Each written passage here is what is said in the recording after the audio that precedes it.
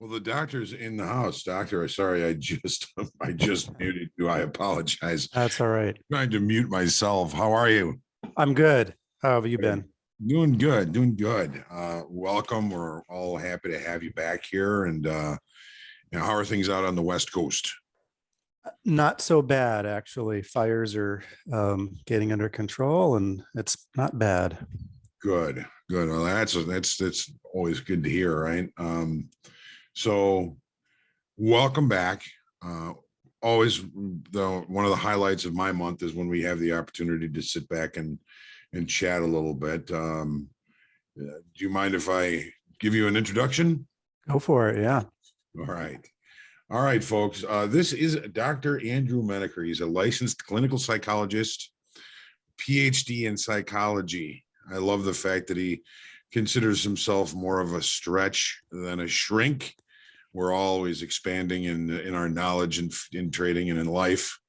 Since 1995, he's been a performance coach for some of the top money managers and professional traders. He is also one of us.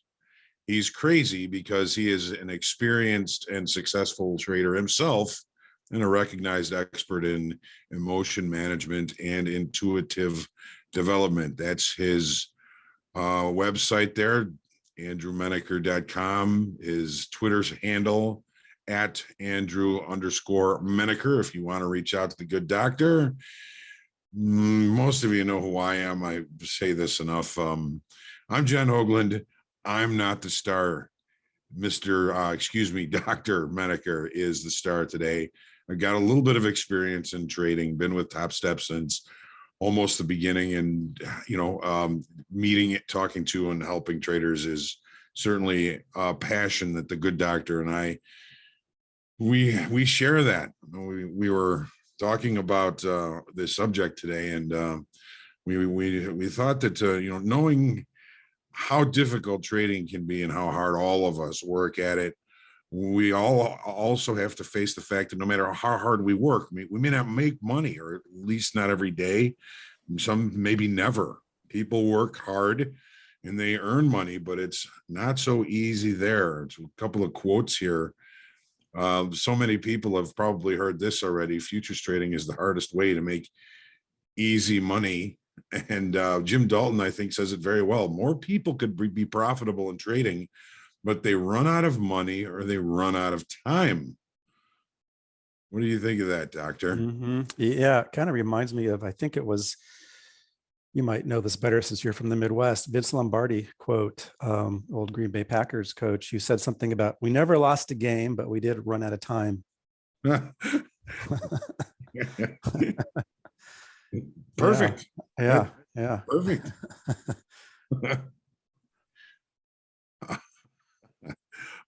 So, in thinking about that, I mean, there's a tuition, I think, that has to be paid to become consistent and profitable. I don't know anybody who's necessarily hardwired to the point where they understand risk management and risk to reward and all of the things that we work so hard at in trading, and not only psychologically, but all of those things that create the space for us to be successful. And that tuition, it can be, well, of course, financially costly for those of us that fund our own accounts before we really have an understanding of what it takes to be a profitable trader. And certainly there's a cost in time. Most definitely. Yeah. It's a problem, because why are people attracted to trading? It's because they want to make money, and many of them want to do it very quickly. It's that get rich quick type of mindset that pulls a lot of people in. So the expectations conflict with the reality of trading.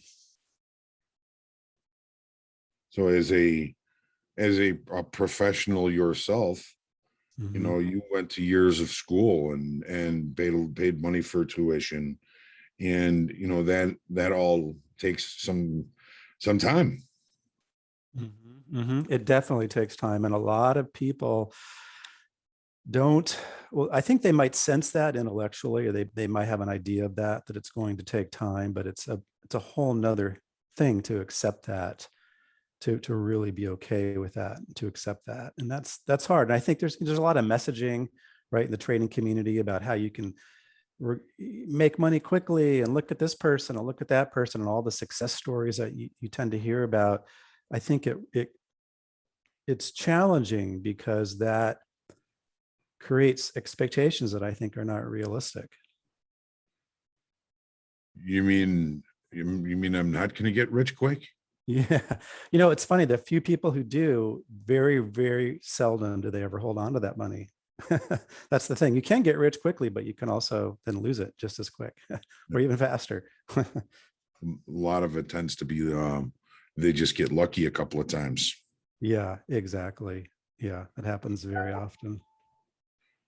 So in understanding that, this is difficult, and it is a business. We have to kind of treat it like a business, but how long, or what do you do to kind of calm your mind, as though this is a continuum that's going to go on for as long as you're trading, that's never really going to be easy. And Mhm. how do we deal with, let's say I've been trading, trying to trade, learning to trade for 3 years, and I haven't made any money yet. How Mhm. do I keep myself calm and continue to work forward doing so? Mhm. A lot of ways to approach that question. I'm just gonna approach it as sort of a kind of a life strategy, in terms of, you asked about what can I do, what can you do with your mindset to manage or deal with this idea of, 3 years in and haven't made money yet, or whatever it is. I think one of the things to consider, and it's a really big deal, and people have heard of this before, but I don't think they understand how big of a deal it is. The idea of, are you trading scared money? Are you trading money that you desperately need to use to pay the rent or your mortgage or other bills? Um, and I think it makes it especially hard when you're feeling under the gun, under pressure, time pressure to make a certain amount of money. Um, it just adds to the pressure. Trading is hard enough without that additional source of pressure. It's almost it's almost an inherent goal in that case, is because you have to make money.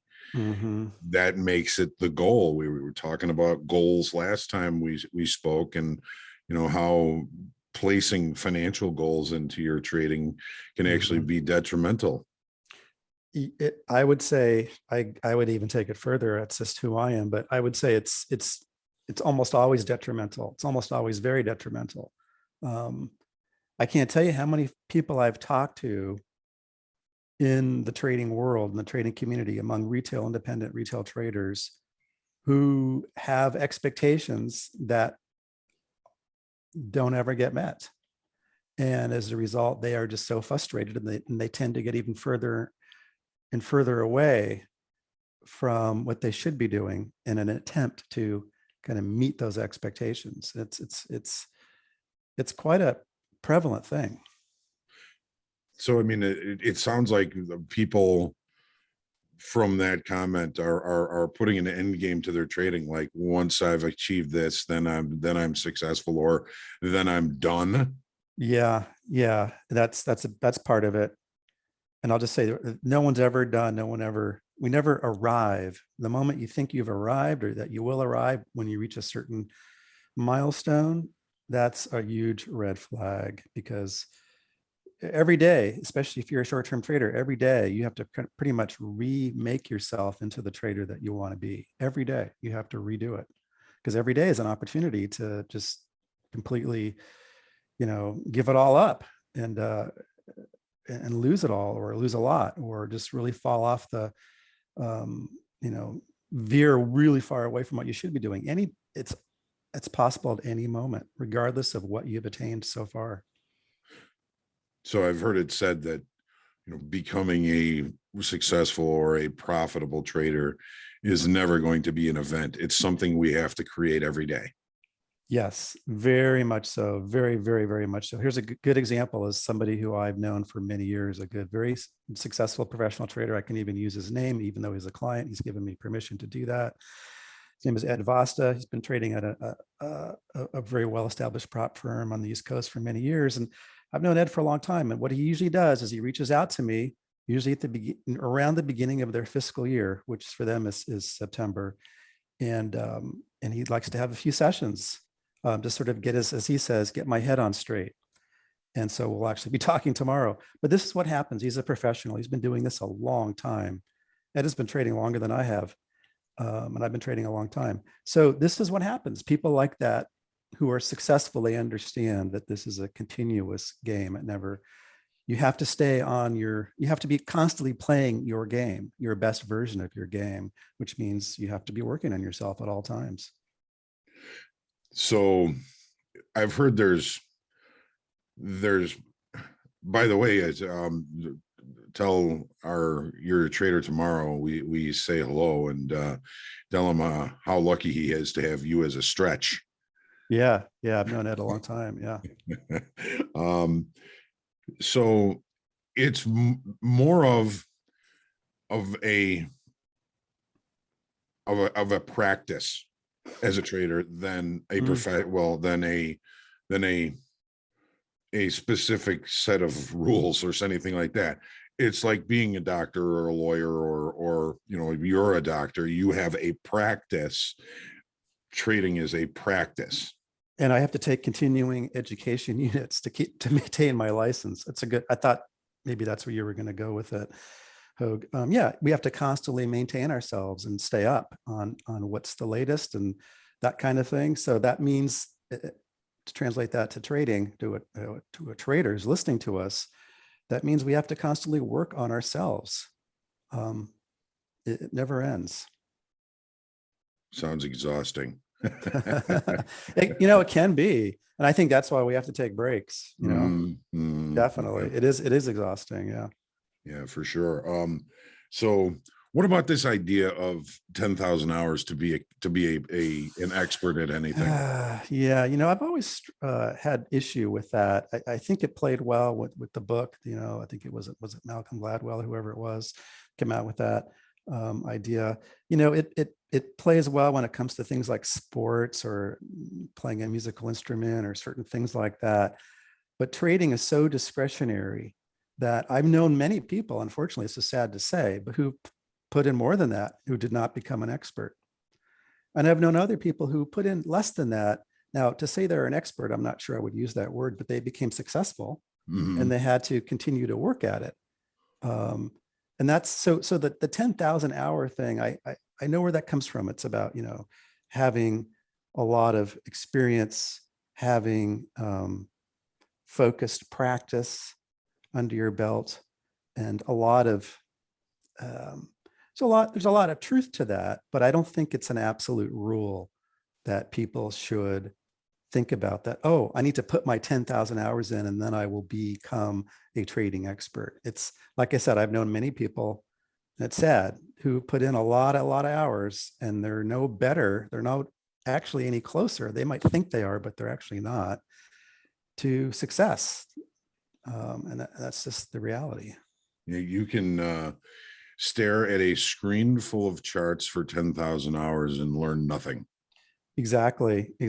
And even trade, not just stare, but one of the things that can trip people up, and we've talked about it, is that kind of trap known as the resulting trap, right? Where in the course of that 10,000 hours, if you're making money, but you're on occasion doing things, or more than on occasion, if you're semi-regularly doing things that are, like impulse trades and making money from that, getting lucky, or adding to losers and getting lucky, then, you can do that for long periods of time, but that's not a sustainable type eventually. of, yeah, exactly. You're gonna give it up eventually. It's not gonna sustain. So yes, the chickens come home to roost eventually, huh? They always do in trading. They always do. Yeah. So I've heard that there are different types of practice. There's practice, and there's purposeful practice, and then there's deliberate practice. Deliberate. That was the word I was looking for. Yeah. Even with 10,000 hours of deliberate practice, if every hour was a deliberate moment, I don't, again, I think it would certainly help. It would go a long ways to help become the trader that you want to be. But I don't think in and of itself, because there's so much more involved in trading. I mean, we're constantly riding a wave of uncertainty in every moment, right? Do I get in to this trade? Once I'm in, do I stay in? Where do I get out? When do I get out? It's constant uncertainty. And even with, that type of practice, regardless of, we're still going to face the dilemma in every moment. Still no right answer. There's still no right answer. Exactly. Every moment we're going to be struggling to find the right answer. Even if with 100,000 hours of experience, you're still going to struggle to find the quote right answer, unquote, every time. There is no right answer. Yeah. No perfection. 1 + 1 doesn't equal 2. Except I guess we could sort of talk about like a risk management, like preserving your capital. Maybe there's an answer that's more right around that, but there is really no quote right answer. So you can search all you want for many, many, many thousands of hours of experience to accumulate and still never find it.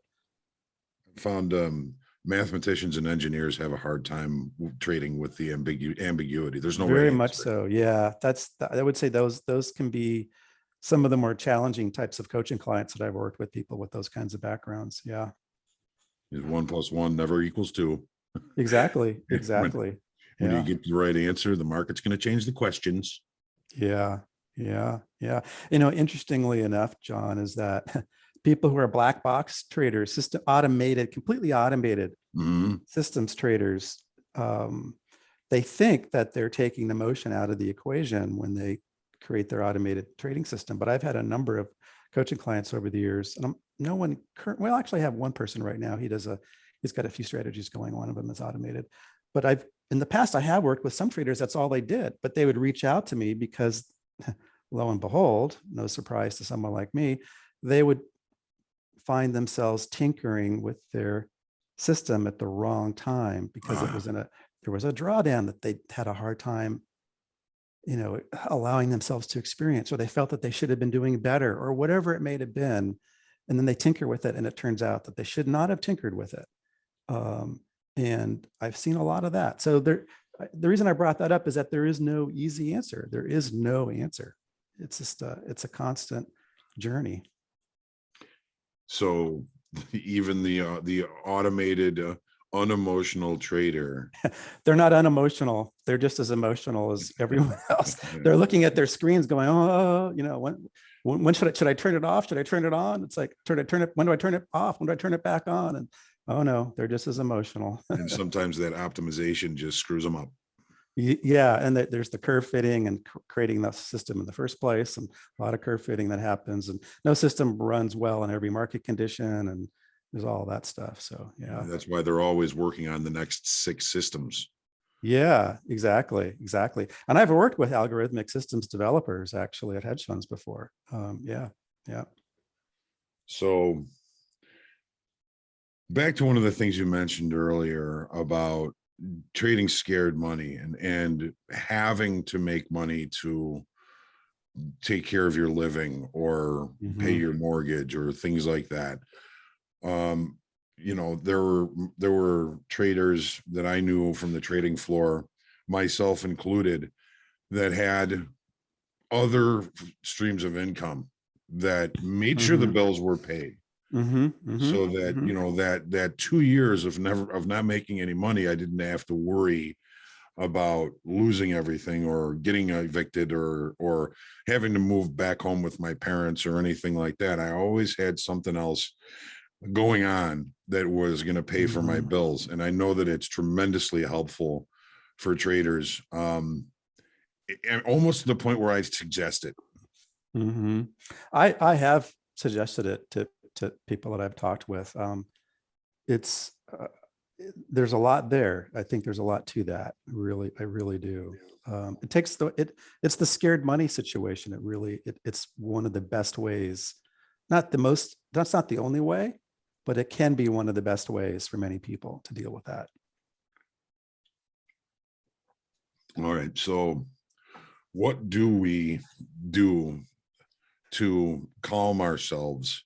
We've been doing this for 2 years. We've had some degrees of success. We've had some failures. We're standing here questioning whether we're actually doing the right thing by continuing to do this. We do enjoy it. It is, we know how hard it is. What can we say to ourselves to say, this is, at some point it seems to come to a lot of people to say, well, this is it. This is make or break. I'm either going to do this now or I'm never going to do this again. How do we calm that? Yeah. Well, here, I think I'll share a story with everyone here today, and it's probably not going to be, it's probably not going to help me in my coaching practice, but this is a conversation I had with somebody a couple of weeks ago who had inquired about one-on-one coaching. I like to have a phone conversation with that kind of a person first. And this person was telling me how they trade stocks, by the way, not futures. They had made some money. There was about a 4 or 5 month period back in 2019 where they were profitable, and they would like to be able to get back to that. And that sounded interesting to me. And there was perhaps something there. But then as we talked about it some more, I asked this person before we were going to work together if they could just get back to me and let me know, honestly, what types of trading, what kind of trading were they doing back then? In other words, what I was curious about, my hunch was that, because this person was describing their current problem was that they were just very risk-seeking, taking too many trades, over trading, impulsive, and that kind of thing, just being too aggressive overall in many different ways. So my hunch was that was probably happening back in their 4-month period of profitability a couple years ago, but somehow because of a resulting trap, they were able to come out of it ahead. And they think that was good trading. And so I asked this person to kind of go back and come back to me, email me, and let me know were, the type 1, type 2, type 3, type 4 trades that many people who know me are familiar with. I asked this person The to hierarchy categorize. of decision. Yeah, exactly. And it turned out that when this person was making money for that 4-month period, there was a lot of bad process trades, a lot of impulse trades. So in their mind, they had a period of profitability where they were doing well, but that was just purely pure luck, pure resulting trap. And so for this person to talk about, I want to get back to that, it's like, well, there's nothing to get back to. You don't want to go back to that. And it turns out I declined to work with this person because I had a sense that they were going to be extra hard to work with. It was going to be really hard to work with this person because of their idea of what successful trading would look like, or supposed to look like, or what it does look like. Because they thought what was successful trading, to me, it was not. It was not successful trading. So it's a hard kind of a conversation to have. It's always hard. It's always hard. It's well, it's that hardest easy money. It's my quote. My version of the quote is trading in general, whether it's futures or anything. Trading is the hardest easy money we can make. Easy because you just have to push that buy or sell button. It's hard because what do you do? What do I do? What do I do? Do I get in? Do I get out? Do I stay in? Do I stay out? It's constant. Every moment there's a decision to be made. And we're riding this wave of uncertainty. The wave is constantly, it feels like the wave is constantly cresting. If you're familiar with how a wave, my old surfing days, you're constantly riding the wave of uncertainty, and the wave is constantly cresting. It's almost like this. You've probably seen this. Let's see. The don't ever give up with the frog. Yeah. And then there's always this. I was sorry, it's not that big, but a little bit small, but almost got to the diamonds and gave up. Right. There's that drive or that thought that that's going to be me if I give up. Right. And there's other things to think about too, rather than just constantly plowing ahead versus just giving up. Doesn't have to be so black and white, if you will. You can, maybe I should take a break, reorient myself, take some time off from trading, and really think about what I've done. Has it worked? Has what's not worked? What do I need to do to change it? Sort of taking some time away from it. So rather than just saying I'm going to give up, like one of those cartoons, right? You just right before you get to the diamonds, it's like, maybe you need to take a pause, perhaps. There's that option as well. And it's not set in stone that if you walk away from trading, you never can come back. Yeah, that's the beautiful thing about it, right? Is that it's all the markets are always there, at least so far, right? They're not haven't taken our markets away yet. So markets are, except for holidays and that kind of thing, they're always there and always open. So I put up a new slide here, and one of the things that my dad told me was, and he told me a lot of good wisdoms, was trading gives us the opportunity to make money, but there's no guarantee.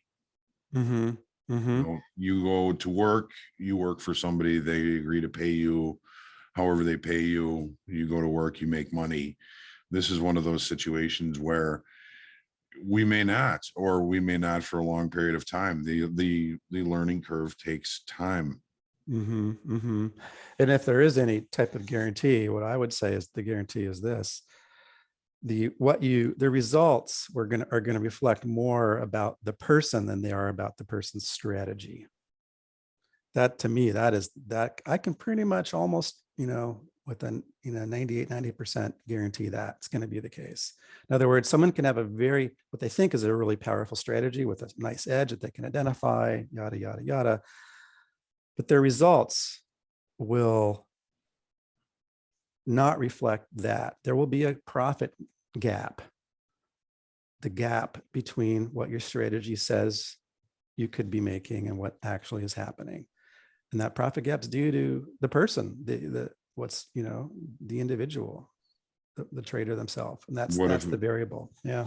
What if the trader doesn't believe that they're worth making as much as their strategy can give them? Yeah, then that's a problem. There's a a good amount of that out there. People not feeling worthy enough, deserving enough. We call them limited beliefs, or this goes under a lot of different names, a lot of different concepts to describe it. But yeah, that's a common issue. I had a trader on the floor when I was just starting out say, congratulations. You can pay yourself whatever you think you're worth. Yeah, there's a lot to that, actually. If you think about it, there's a lot of depth to that statement, more than what I think meets the eye. As a young person, I thought it was kind of strange. Yeah, no, that's a good one. But it certainly rings true. It really does. Yeah. So we've got some questions here. If you do have questions, I think the doctor's got a little bit more time for us. Yeah, I've got about 10 minutes or so. Yep. Okay. 10, 12 minutes. Thank you, doctor. And so I'm just going to go into them. Thank you for all your thoughts and your ideas on this subject, doctor, as always. I've got one more slide here. That this is something that I wrote to a user, and I thought it was really good, so I kept it. And this is my quote: "It's a deep symbiotic union including self-understanding, market knowledge, creativity, and consistent application of multiple market-based state strategies is necessary for lasting profitability." It's a mouthful. Deep. Yeah. I mean, there's a lot to that. And it's a nice statement. Very nice statement. I'll just say that the idea of the consistent application of multiple market state-based strategies, it's very true. But the thing is, the word consistent is, I just want to sort of harp on that for a moment. Please. Yeah. I mean, it suggests that we should be robotic in a sense, right? That there's this the idea of consistency, we're not robots. And so anything less than and consistency, then absolute perfect consistency could suggest, I could see how it could suggest to somebody that they are doing really poorly. And there's many traders, very successful traders, who aren't completely consistent. They're going to have moments, some periods where they're just more on top of their game than other periods. So they're not consistent, but they're still very successful. So the word consistent, I always kind of, whenever I see that showing up in trading, it's just kind of always flat. I always kind of tend to It's a jump on it. buzzword, isn't it? Yeah. And it kind of I was going to say it's a bug word. It bugs me when I see that bugs word you. in trading. Yeah. Because How about nothing if is I ever, just take because out we're humans. consistent and move creativity over Yeah. there. There you go. Yeah. There you go. Yeah. And being able to be resilient. I think I'd like to see the word resilience in there somewhere, because things are not always going to go the way you want them to go. In fact, much of the time they're not. Even if they're going well, it might just stop shy, just a few ticks shy of your target, or this, or you might miss your entry or fill or whatever. So the idea is, I think resilience, I would just add that word in here somewhere, put that in. I think that's that self-understanding, maybe in that first part of the statement, adding some kind of something around resilience, tolerating discomfort, that type of thing. I knew it could be better. I knew it could be better. No, that's everything is a work in progress, John. Absolutely. Absolutely. This was kind of my way of saying what Dalton says: market understanding times self-understanding plus strategy equals results. Yeah. And then I would say we gotta get some execution in there, right? Because there's a lot of people who've got good market understanding and even some self-understanding, but it's like, then it's like, all right, it's time to pull the trigger. It's time to, whether it's an exit or an entry, right? So yeah, there's that piece. All right. Let's see what kind of questions we have here, good doctor. All right. Everybody is saying hello. We've got Chris is asking, I've been at this a long time. My progress toward earning a living seems to be stalled. I have the experience and the knowledge to be a very good trader. That isn't the issue. Can there be something miswired in my brain that is predetermining success, like ADD or ADHD, anything? Thanks for taking my question. It's very possible, Chris, the person who's asked this question, very possible. Although a couple of things I'd wonder about when you say that. I'm just kind of looking at the question here. I'm just opening up the little chat box here. And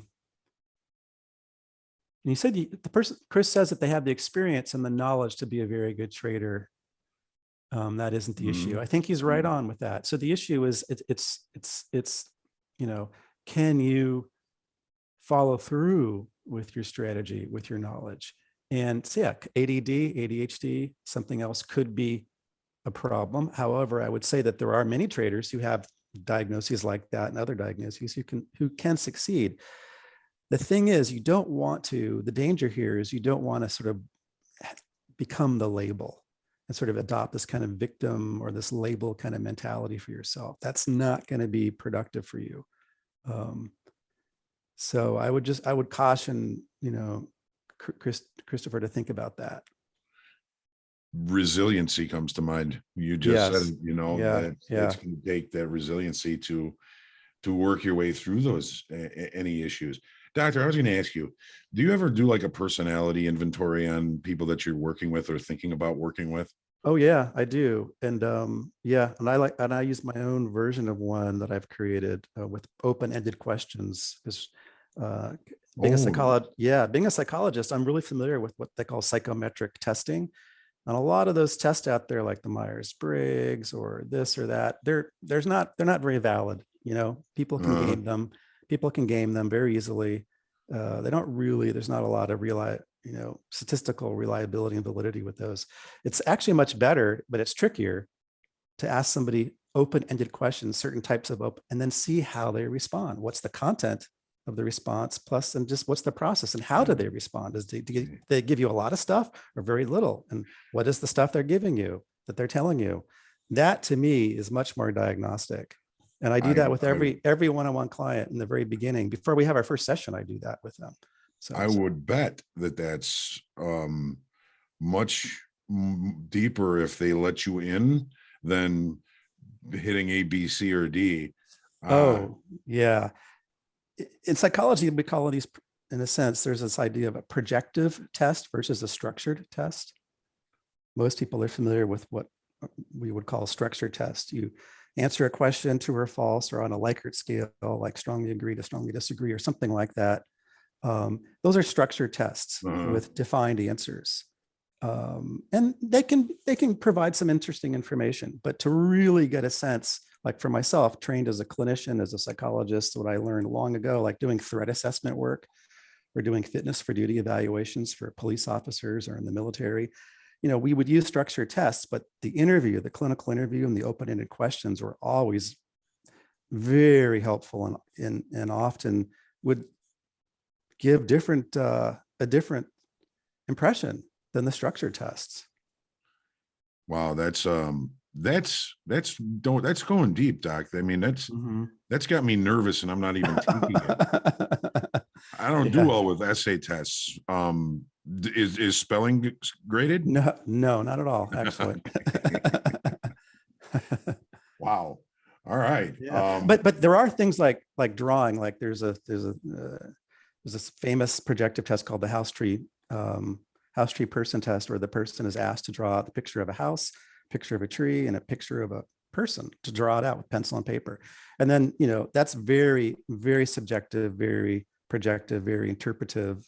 It can be hard to kind of ascertain what's going on with somebody by looking at their drawing, but that's the extreme version of it.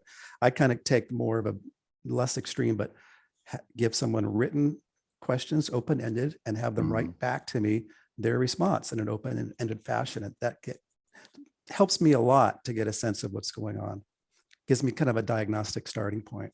We've been doing this for a year or two, and I've been meaning to ask you that question, and it always slips my mind. Maybe because I don't do well on tests. Yeah. Well, this is one where there's no right or wrong answer, right? That's the beautiful thing about it. And I'm not looking for anything in particular. It's like I'm not like, I'm just whenever I get one of these, I call it my assessment questionnaire. When it's returned and it's been completed and I open it up, I always, I'm looking at this with an open mind. I'm not looking for anything in particular. And every one that I read is different. So sensing in their answers whether they're a wanderer or a rule follower or all of those. Or they give me very, very little information for each question. That's very telling also. This person's hard time disclosing. They're very guarded. It's going to be hard to work with them because going in and trying to develop a self-awareness type of function is going to be hard if this person is going to be that guarded. So yeah. And you've probably got the occasional person who doesn't really want to know that much about themselves. Yeah. And that's, you very, very well said. Very true. Yep. It can be a little bit painful. Right. Christopher, thanks for the question. Spencer's got a question here. I have passive income that covers all my expenses, so I never feel pressure to make money in that sense. But I've been realizing that I think I attach too much of a story to my trading. Like, how much money am I going to make in 6 months? Or what am I going to do with it? And then every losing trades feels crushing, like my goals are being sabotaged by the market. How do I temper my expectations of success? Great question. And that's the person who's asking that question. Boy, they should definitely be paying attention to the stories that they're creating, and they're going to have to become a more conscientious storyteller. And the stories are going to have to become more flexible with flexible endings. That's the way I would look at it. But that's a great question. This person sounds like they're in a good place to be able to make a real go of this, to really succeed. And the fact that they recognize the stories that they create for themselves is a fantastic. Really, it's a real positive that they recognize this. So now they're going to need to really pay attention to the stories that they're creating and being flexible and not trying to create a story that they have to force themselves into the story. Yeah, not creating a goal in the story.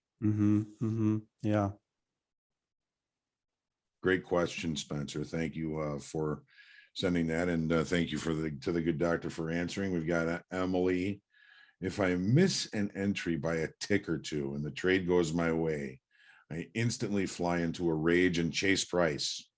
Any techniques to make me not care so much? I understand that preserving capital is also a win, but it sure doesn't feel like it. It makes me feel like something has been stolen from me. Wow, that's Yeah. really, that whole stolen thing, that strikes something on me too. Yeah, I think every trader can relate to that to some degree or not. I certainly can relate to it. I used to relate, I would say I would have related to it much more so earlier in my career, but I still do to some degree. So the technique, there's a lot of different quote techniques, but none of them may work unless you come to a place of understanding what's happening for you, why you personally fly into a rage, why the anger, why becoming angry so readily, how that process, what's behind that process, I should say. Without an understanding of that, the techniques would be pretty hollow. It's also quite possible you wouldn't even consider try using the technique. Not only that, but techniques, and I'll end here in a minute giving you one, but a lot of people try techniques, psychological technique of some type. They don't get an immediate result that they want, and a technique doesn't work. So they're never going to use it again. So there's a lot of techniques. So one thing I'm going to suggest for this person, there's way different ways to approach it. For this person, I'm going to give you a combination of things to do. I want this person to, the moment when they miss that fill and price is running away, I want them to stand up out of their chair. Want them to clap their hands really loudly 3 times, take 3 or 4 long, slow, deep breaths and say their name out loud so they can hear it, and then sit back down.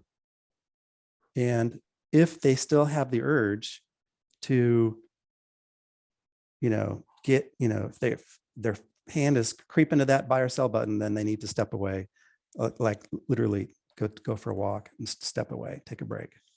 So, but I'm going to need to wrap it up here in a minute, John. Okay, you got it. Yeah. Last question, easy one. Well, I don't know if it's easy. What's the best way to reset yourself every day? Yeah, so easy. Well, first, get a good night's sleep. Good news, start off with some good nutrition. I like, maybe a little bit of HRV, heart rate variability biofeedback before you even take a look at the market. Perhaps do some pre-market journaling. There's a lot of ways to go about it. Everyone has their own way. I would say it would be nice to have a system for yourself, a method, something that you do. So you can kind of reinvent yourself, recenter yourself, get grounded, get yourself set up for the day, however you think about it.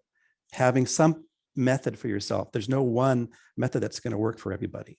Set up a system that leads you that way. It doesn't have to be the end all for you either. It can change over time. Yeah, exactly. 5 minutes of mindfulness meditation. It could be a lot of different things. A lot of possibilities. Oh, doctor, thank you so much for your time. My dad wisdom for this one is money is easy to make, easy to lose, and very difficult to keep. Yes. Yeah. Very true. Very true. Yeah. But thank you again, doctor. Thank you all for joining us. We'll have this up on YouTube here in a couple of days. Doctor, I can never thank you enough. We really appreciate your time, and have a great rest of the week. And we'll talk to you again in a month. Sounds good. All right, everybody. Take care. Blessings to you, doctor. Blessings to everyone. Say a prayer for world peace, and we'll see you next time. Bye-bye.